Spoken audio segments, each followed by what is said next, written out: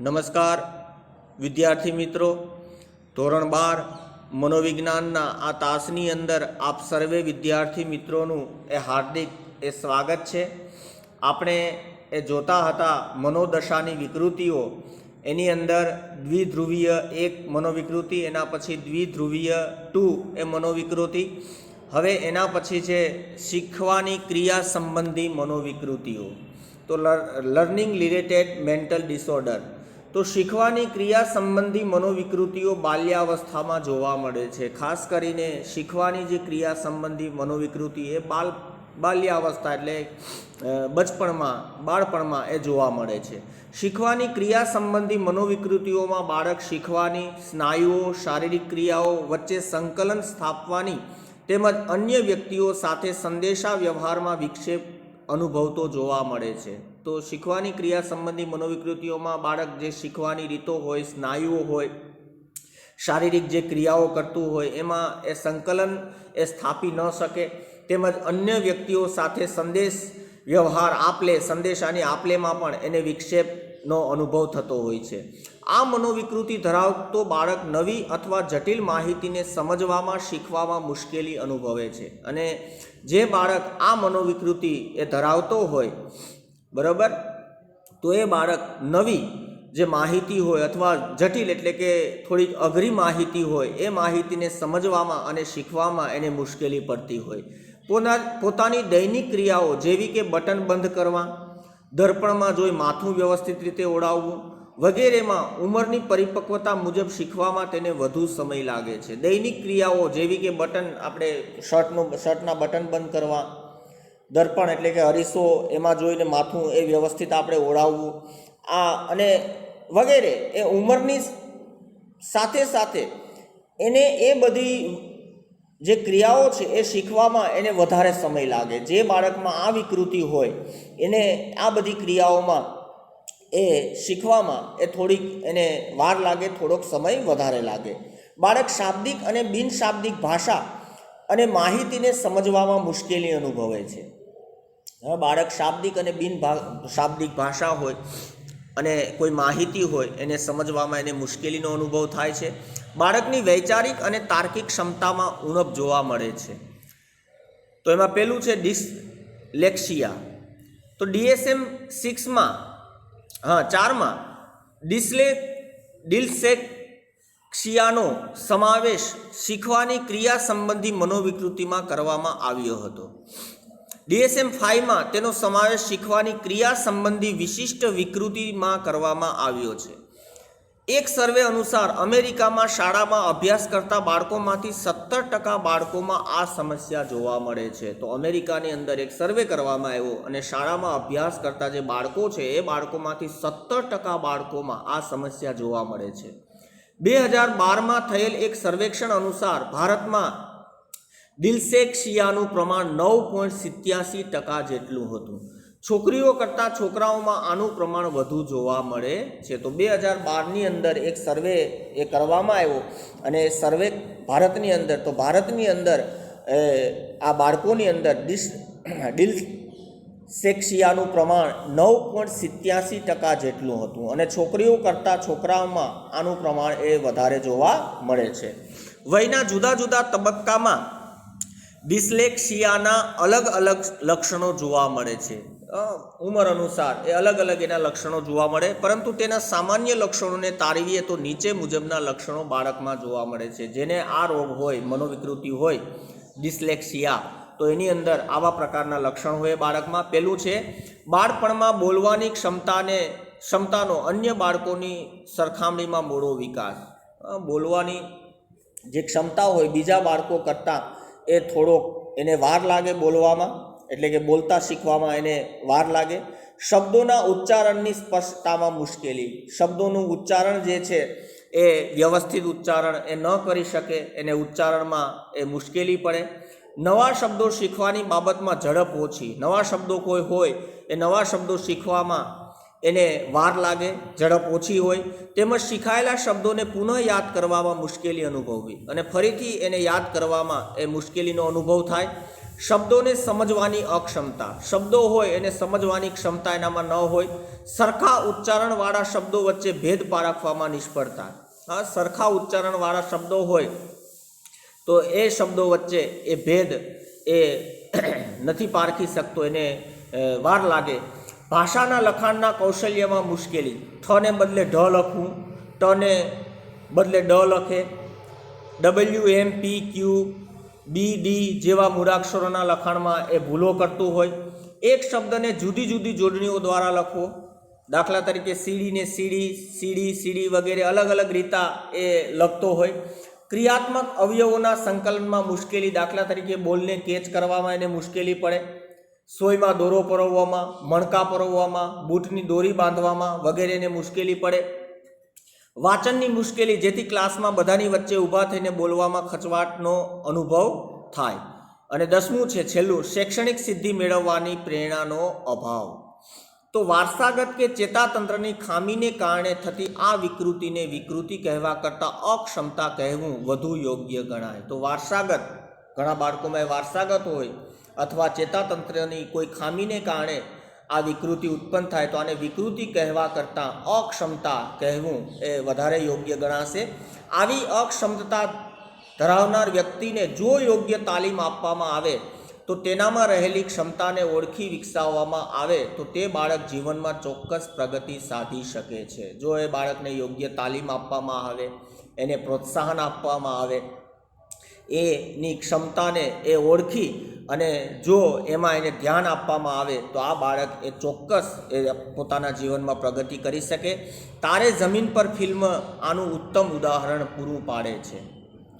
તારે જમીન પર તમે પિક્ચર જોયું હશે, આમિર ખાનનું પિક્ચર છે અને એકવાર એ અચૂક એ જોવા જેવું છે. જે બાળક છે એમાં જે મેન હીરો છે બાળક છે, તો એ બાળક એ આ વિકૃતિથી એ પીડાતો હોય છે. તો એ પિક્ચર તમે જોશો એટલે ખ્યાલ આવી જશે.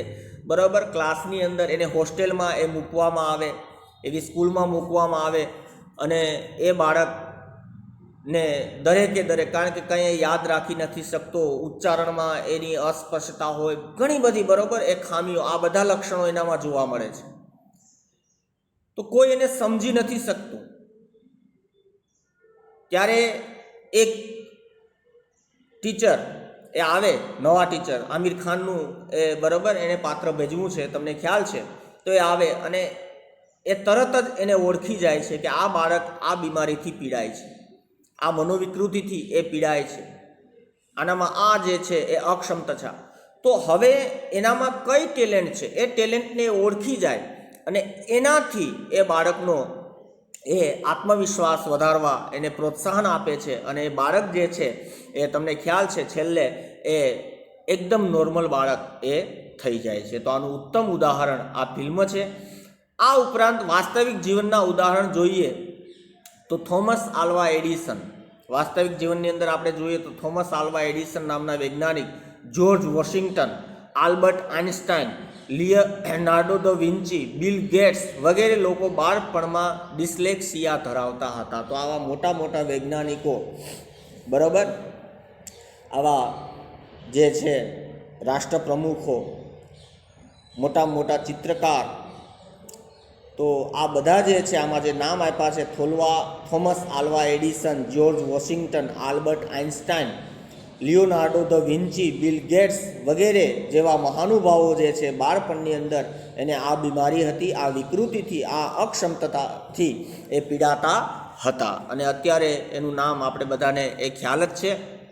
એટલે કે આ એક પ્રકારની વિકૃતિ. એના પછી છે આત્મરત વિકૃતિ.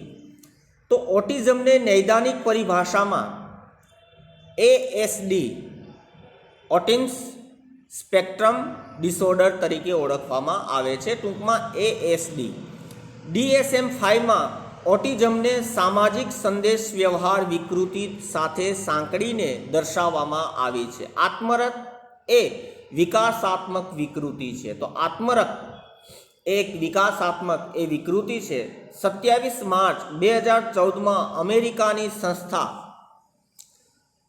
બરાબર, Centers for Disease Control and Prevention, CDC, એ ઓટિઝમના પ્રમાણનો અભ્યાસ કરી દર્શાવ્યું કે દર 68 બાળકોમાંથી એક બાળકમાં આ વિકૃતિ જોવા મળે છે. તો 2014ની અંદર અમેરિકાની સંસ્થા જે છે સીડીસી, તો એણે ઓટિઝમના પ્રમાણનો અભ્યાસ કરીને એણે જણાવ્યું કે દર 68 બાળકોમાંથી એક બાળકમાં આ વિકૃતિ જોવા મળે છે.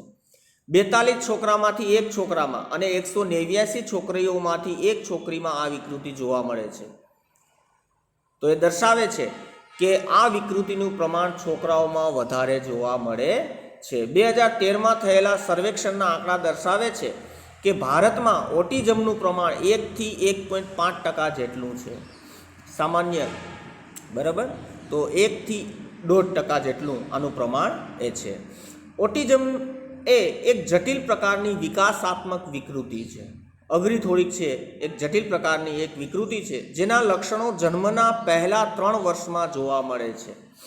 જન્મથી 3 વર્ષના શરૂઆતના ચેતાતંતુઓની ખામીને કારણે ઉદ્ભવતી આ વિકૃતિ મગજની સામાન્ય કાર્યક્ષમતાને અસર પહોંચાડે છે. તો ચેતાતંતુ જે છે આપણા, એની કંઈક ખામીને કારણે આ બીમારી, આ વિકૃતિ ઉત્પન્ન થાય અને આ વિકૃતિ મગજની જે સામાન્ય કાર્યક્ષમતા છે એને અસર પહોંચાડે છે, જેની અસર બાળકની સામાજિક આંતરક્રિયામાં અને શાબ્દિક બિનશાબ્દિક પ્રત્યાયન પર થાય છે. સામાજિક એ આંતરક્રિયા વ્યવહાર કરવામાં અને શાબ્દિક બિનશાબ્દિક જે પ્રત્યાયન એના ઉપર થાય. બાળક એકની એક ક્રિયા વારંવાર કરે છે. આની અંદર શું થાય? બાળક એકની એક ક્રિયા એ વારંવાર કરે. અન્ય વ્યક્તિઓ સાથે આંખથી આંખ મેળવીને વાતો કરી શકતો નથી. કોઈ વ્યક્તિ સાથે એ આંખ મેળવીને એકદમ એ વાતો કરી શકતું નથી. સામાન્ય રીતે બાળક અન્ય વ્યક્તિઓ સાથે આંખ મેળવવાનું ટાળે છે. અન્ય વ્યક્તિઓ સાથે આંખ મેળવી શકતું નથી. તે મોટે ભાગે એકલા રમવાનું પસંદ કરે છે. બીજા બાળકો સાથે રમવા કરતાં એકલા રમવાનું પસંદ કરે. બાળક પોતાના વિચારો અને લાગણીઓ બીજી વ્યક્તિ સામે દર્શાવી શકતું નથી. પોતાના વિચારો, પોતાની લાગણીઓ એ બીજી વ્યક્તિ સામે દર્શાવી શકતું નથી.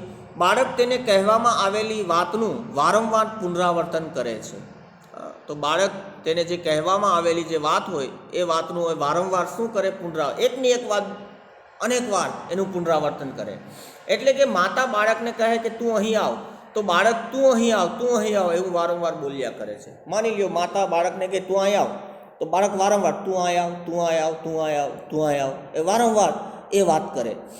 અસંબંધ રીતે સતત હસ્યા કરે.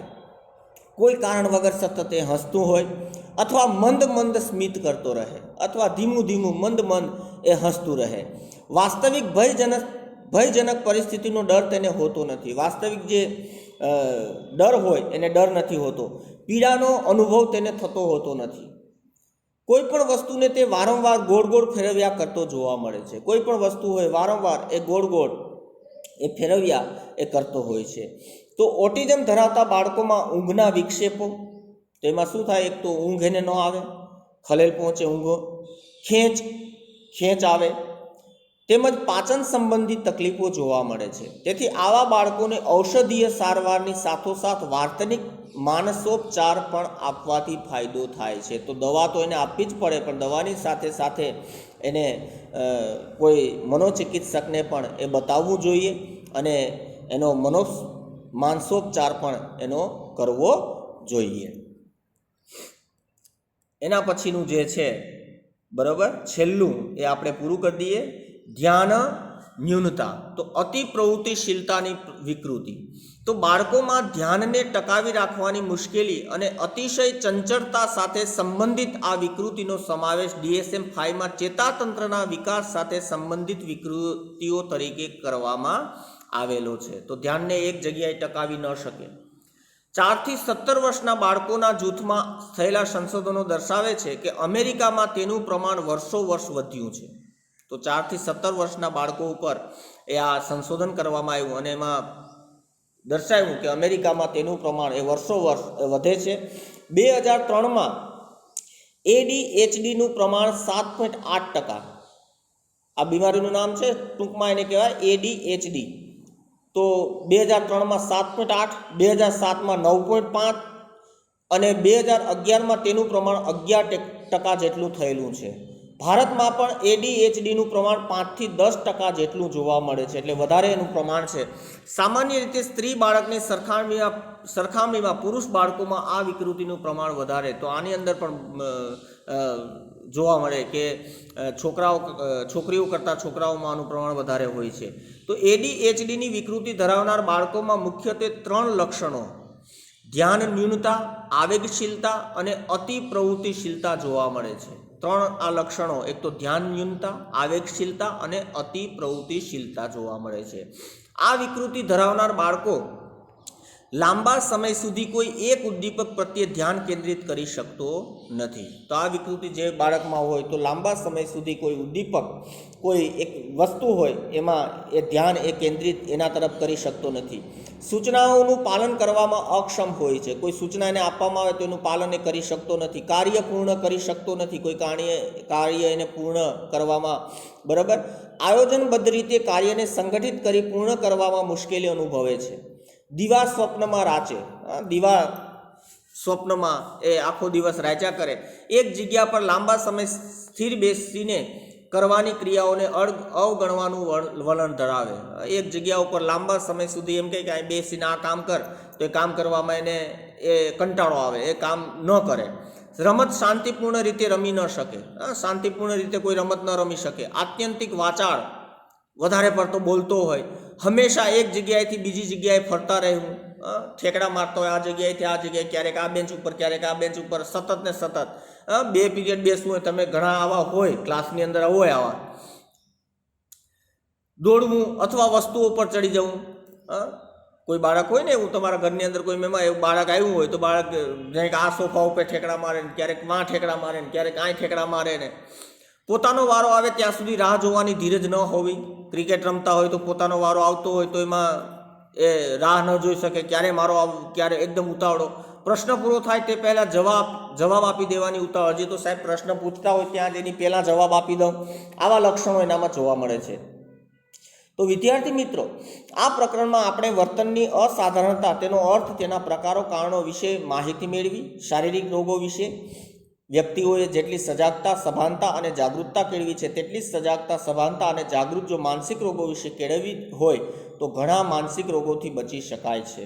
તો આપણે એમાં જાગૃતિ લાવીએ, તેમજ તેની ઔષધીય અને માનસોપચારની પદ્ધતિ વડે સારવાર પણ મેળવી શકાય છે. માનસિક રોગો, વર્તનની વિકૃતિ વિશેની અંધશ્રદ્ધાને છોડી આપણે શું થાય, ક્યારેક બાળક આવું કરતો હોય તો આપણે એને ભૂવા પાસે લઈ જાય, દોરા કરાવીએ, ધાગા કરાવીએ. તો અંધશ્રદ્ધા આપણે છોડી દેવી જોઈએ. વૈજ્ઞાનિક દ્રષ્ટિકોણ આપણે અપનાવવો જોઈએ. શારીરિક સ્વાસ્થ્યની સાથોસાથ માનસિક રીતે સ્વસ્થતા મેળવી સંપૂર્ણ સ્વાસ્થ્ય પ્રાપ્ત કરી શકાય છે. તો આ ચેપ્ટર અહીંયા આપણે પૂર્ણ થાય છે. આવતા તાસની અંદર આગળનું જે ચેપ્ટર છે સલાહ અને મનોપચાર, એ આપણે શરૂ કરીશું. ધન્યવાદ.